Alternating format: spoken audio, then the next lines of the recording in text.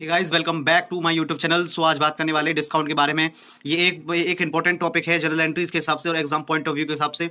ये आपको बहुत ही कंफ्यूजिंग टॉपिक है जो ज़्यादातर बच्चों को कंफ्यूज करता है। सो आज इसको ही डिस्कस करेंगे। So let's start. So discount generally दो प्रकार के होते हैं। पहला ट्रेड डिस्काउंट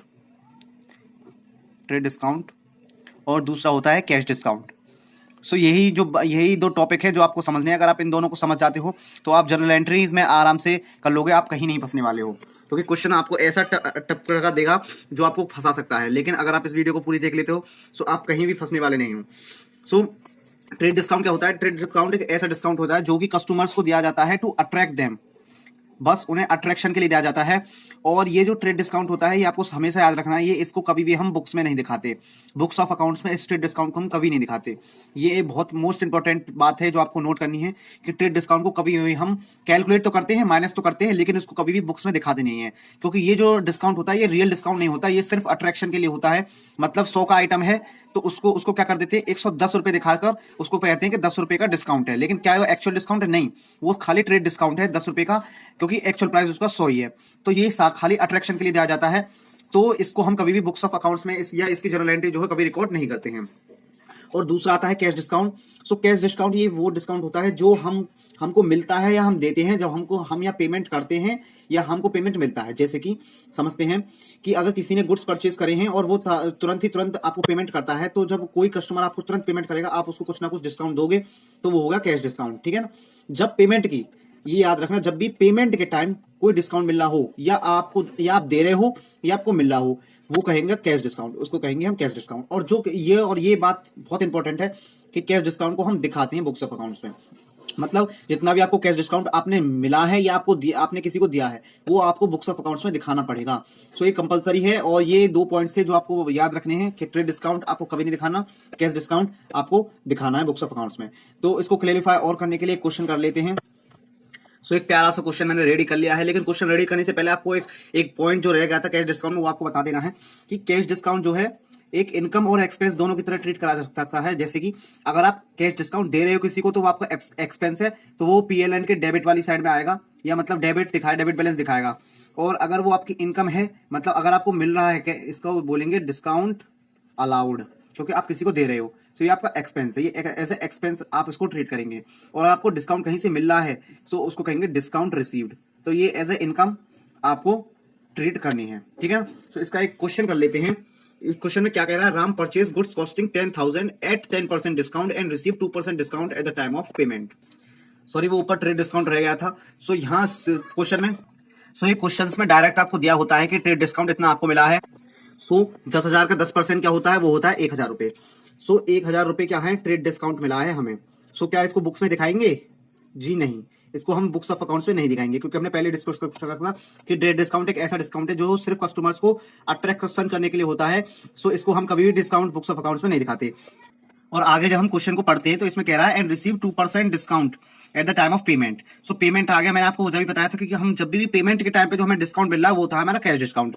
ये डायरेक्ट या तो क्वेश्चन में दे रखा होगा रिसीव्ड कैश डिस्काउंट, ये आपको समझ लेना है कि पेमेंट के टाइम जो डिस्काउंट मिल रहा है वो होता है हमारा cash discount. So cash discount को क्या करना है? ये हमें बुक्स ऑफ अकाउंट्स में दिखाना है। सो इसकी जो एंट्री बनाएंगे वो हमें कैलकुलेट तो करना है, ट्रेड डिस्काउंट हो गया। सो रियल जो परचेज हो गई, रियल परचेज वो कितने की हो गई? वो हो गई 10,000 माइनस 1,000 जो कि डिस्काउंट है, तो वो होगी रियल परचेज 9,000। सो जो परचेजेस है हम उसको 10,000 ना दिखा के 9,000 दिखाएंगे। ये बहुत ही इंपॉर्टेंट पॉइंट है जो आपको ध्यान रखना है कि ट्रेड डिस्काउंट को हमें दिखाना नहीं, तो इसलिए जो हम परचेज दिखाएंगे 10,000 नहीं बल्कि 9,000 दिखाएंगे। और जो कैश डिस्काउंट है उसका ट्रीटमेंट अभी बताते हैं। सो इसका जो एंट्री हम बनाएंगे, अभी देखो यह हमें क्या हुआ? रिसीव हुआ है कैश डिस्काउंट। सो अभी मैंने बताया था रिसीव हुआ है तो हम क्या करते हैं उसको क्रेडिट में डालेंगे, क्योंकि वो हमारी इनकम है। और अगर हम उसको अलाउ कर रहे हैं तो हमारा एक्सपेंस उसके लिए डेबिट में डालेंगे।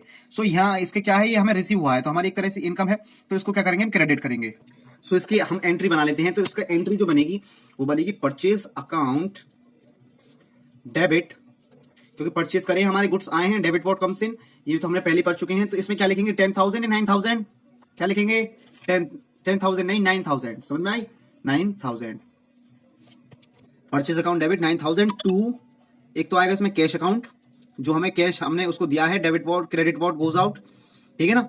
और sorry credit what goes out to cash account to discount, जो हमें मिला है। मैंने आपको बताया था कि अगर हमें मिल रहा हो तो हमारी इनकम है तो उसको क्रेडिट करेंगे, और इस क्वेश्चन के हिसाब से ये जो डिस्काउंट है हमारी इनकम है, तो इसको क्या करेंगे, क्रेडिट करेंगे। टू डिस्काउंट रिसीव्ड लिख देना आप, to discount received. Okay, so purchase account 9,000 से डेबिट, और 2%, अब 2% जो निकालेंगे वो 10,000 का नहीं बल्कि 9,000 का निकालेंगे, क्योंकि जो हमारी एक्चुअल परचेज है वो 9,000 की है। ये दो तीन पॉइंट है वो आपको ध्यान में रखने हैं। पहला कि ट्रेड डिस्काउंट कभी बुक्स ऑफ अकाउंट से दिखाना नहीं है, लेकिन कैलकुलेट करके माइनस जरूर करना है कि हमारा जो रियल परचेज है वो कितनी है। तीसरी बात कि जो आप डिस्काउंट निकाल लो, जो कैश डिस्काउंट है वो हमेशा रियल परचेज पे निकालना, ना कि एक्चुअल जो ट्रेड डिस्काउंट वाली थी वो नहीं, बल्कि ट्रेड डिस्काउंट घटा के जो आ रही है उस पे निकालना है। सो इसका जो 2% हो जाएगा वो हो जाएगा 90 दूनी 180 रुपए हो जाएगा हमारा कैश डिस्काउंट। सो जब हम 180 रुपए जब हमको डिस्काउंट मिला है तो हमने पेमेंट कितना करा है, हमने पेमेंट करा है 8820 रुपए का। सो इसकी जो एंट्री बन गई ये बन गई इसकी एंट्री, परचेज अकाउंट डेबिट कितने से, 9,000 से, क्योंकि एक्चुअल परचेज 9,000 का था। टू कैश अकाउंट कितना कैश दिया हमने, 8820, और टू डिस्काउंट रिसीव्ड ये हमारा डिस्काउंट है। सो इसमें के जो आपको टॉपिक कवर हो जाते हैं क्या, कि कैश डिस्काउंट हमें हमेशा बुक्स में दिखाना पड़ता है। ये रहा कैश डिस्काउंट, चाहे मिला हो चाहे हम दे रहे हो, लेकिन हमें दिखाना पड़ेगा। कहीं वहीं ट्रेड डिस्काउंट हम उसको कभी भी नहीं दिखाते बुक्स ऑफ अकाउंट्स में, लेकिन कैलकुलेट जरूर करते हैं, क्योंकि हमें रियल परचेज तभी जाके मिलती है उसे घटा के। ठीक है ना। सो यही था, और जो मतलब जो कि डिस्काउंट से रिलेट कर रहा था, डिस्काउंट का जो और पूरा एरिया है वो मैंने ऑलमोस्ट सारा मैंने डिस्काउंट से रिलेटेड सारा कवर कर दिया है, आप एक बार देख सकते हो।